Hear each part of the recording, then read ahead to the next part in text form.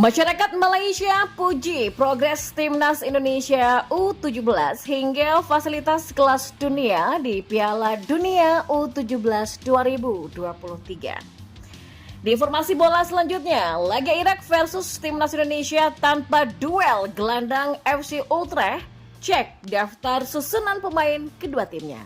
Simak selengkapnya di sini bersama saya untuk Anda.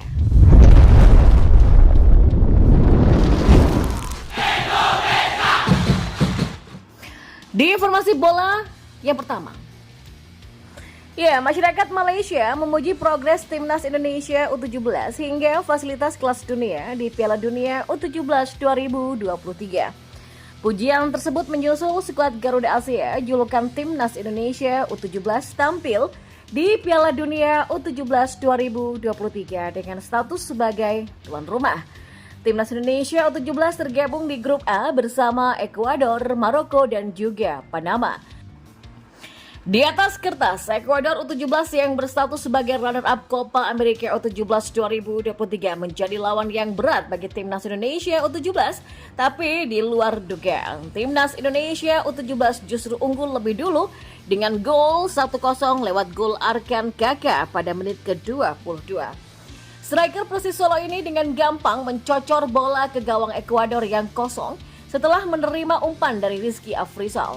Sayangnya, Ekuador U17 mampu menyamakan kedudukan via sundulan Alain Obando pada menit ke-28 dan membuat skor menjadi 1-1. Menariknya, masyarakat Malaysia, pemilik akun TikTok, memuji progres Timnas Indonesia U17 usai menahan Ekuador U17 di Piala Dunia U17 2023. Akun tersebut mengaku level Timnas Indonesia U17 meningkat usai dibantai Malaysia 1-5 di laga terakhir grup B kualifikasi Piala Asia U17 2023 lalu. Suatu ketika skuad Malaysia U17 mengalahkan Indonesia U17 dengan hasil 5-1 di dekat kandangnya. Tapi sekarang lihatlah level Timnas Indonesia U17. Kemana perginya skuad U17 kita Malaysia? Tulis keterangan akun TikTok tersebut. Selain memuji Timnas Indonesia U17, netizen Malaysia ini juga takjub dengan fasilitas stadion Piala Dunia U17 2023. Akun itu juga memuji kualitas rumput di Stadion Manahan Solo yang menjadi salah satu venue Piala Dunia U17 2023. Sebagai informasi, hasil imbang kontra Ekuador U17 membuat Timnas Indonesia U17 berada di peringkat kedua pada klasmen sementara grup A dengan 1 poin. Berikutnya, skuad Garuda Asia akan menghadapi Panama di matchday kedua grup A pada Senin 13 November 2023 nanti. Dan kita beralih ke informasi bola selanjutnya. Laga Irak versus Timnas Indonesia di kualifikasi Piala Dunia 2026 dipastikan tanpa duel gelandang FC Utrecht. Diketahui baik di kubu Timnas Indonesia ataupun Irak sama-sama memiliki gelandang asal klub Belanda tersebut.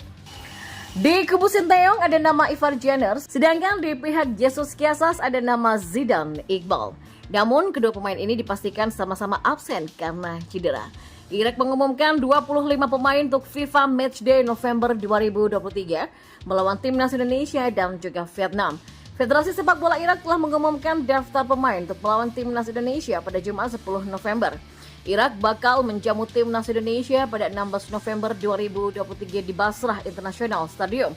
Ini merupakan laga putaran kedua kualifikasi Piala Dunia 2026 dari grup F. Dari 25 nama yang dipanggil, tak ada nama ex-Manchester United Zidane Iqbal. Pemain yang bermain di FC Utrecht itu senasib dengan gelandang Timnas Indonesia yang juga absen, yakni Ivar Jenner karena cedera. Zidane dan Iqbal sama-sama membela FC Utrecht dan tak dipanggil untuk FIFA Matchday pada November 2023. Meski kehilangan Zidane Iqbal, Irak tidak akan kehilangan kekuatan utama karena mereka tetap mengandalkan banyak pemain abroad. Beberapa di antaranya yakni Rebin Suleka dari Liga Swedia, Saad Natik dari Liga Arab Saudi, Bashar Rezan dari Liga Qatar, dan sang kiper ada Fahad Talib dari Liga Iran. Terdapat juga 3 pemain yang tak berasal dari kasta tertinggi yakni Youssef Amin dari Bundesliga 2 Jerman, ada Ahmad Ale dari kasta ketiga Prancis dan Ali Al-Hamadi dari kasta keempat Inggris. Satu pemain yang perlu diwaspadai Timnas Indonesia adalah Ali Jassim, winger berusia 19 tahun yang membela Al-Quwa Al-Jawiyah. Jassim kini masuk ke jajaran top skor sementara Liga Champions Asia dengan koleksi 4 golnya. Kelincahan dan kecepatan pemain setinggi 178 cm itu bisa saja merepotkan pemain timnas Indonesia. Dan inilah daftar 25 pemain Irak. Di kiper ada Jalal Hasan, Fatalib dan ada Ahmed Basil. Di belakang ada Mustafa Saadoun, ada Frans Putros, Ali Adnan, Saad Natik, Rebin Sulaka, Ahmed Yahya, Merkas Doski dan ada Hussein Ali. Di lini tengah ada Bashar Resan, Ali Jassim, Amjad Attawan, Osama Rashid, ada Amir Al-Amari, ada Yoshe Amin, ada Hasan Karim, ada Danilo Al-Said, ada Ibrahim Bayas dan ada Ahmad Ali. Di lini depan ada Pasyak Abdullah, ada Aiman Hussein dan Monahat Ali, ada juga Ali Al-Hamadi. Dan untuk kekuatan timnas Indonesia akan mengawali perjuangannya di kualifikasi Piala Dunia 2026 ini dengan 2 laga tandang. Yang pertama akan menghadapi Irak di Basrah International Stadium Irak pada Kamis 16 November nanti. Kemudian dilanjutkan dengan pertandingan melawan Filipina di Stadion Rizal Memorial Filipina pada Selasa 21 November. Yang semula pertandingan ini akan dilakukan home di Stadion Utama Gelora Bung Karno pada tanggal yang sama. Namun mengingat Indonesia masih menghelat Piala Dunia U17, maka laga kedua skuad Garuda ini pun harus berpindah venue. Ya, berambisi melaju ke babak berikutnya hingga tembus Piala Dunia 2026. Sinteyong pun sudah mulai memberikan aba-aba anak asuhnya untuk merapat. Diketahui dari 27 pemain yang dipanggil, nampak pelatih berusia 52 tahun ini kembali memboyong pemain aboardnya. Mulai dari yang berkarir di Asia sampai Eropa, tercatat disebutkan dalam pemanggilan skuad Garuda. Tapi sangat disayangkan, ada yang hilang dari komposisi pemain yang biasanya. Terdapat 2 pemain yang dipastikan absen membela merah putih pada ajang resmi FIFA kali ini. 2 pemain tersebut adalah Ivar Jenner dan juga Marcelino Ferdinand. Seperti yang dilansir dari laman resmi PSSI, untuk 2 pertandingan ini, Ivar dan Marcelino tak dipanggil karena masih mengalami cedera. Ya, sebagai gantinya terdapat beberapa pemain yang kini dipercaya Coach Shin untuk melengkapi formasi skuad Garuda. Muhammad Riyandi, sang penjaga gawang Persis Solo, kembali dipanggil setelah absen lama karena cedera yang dialami.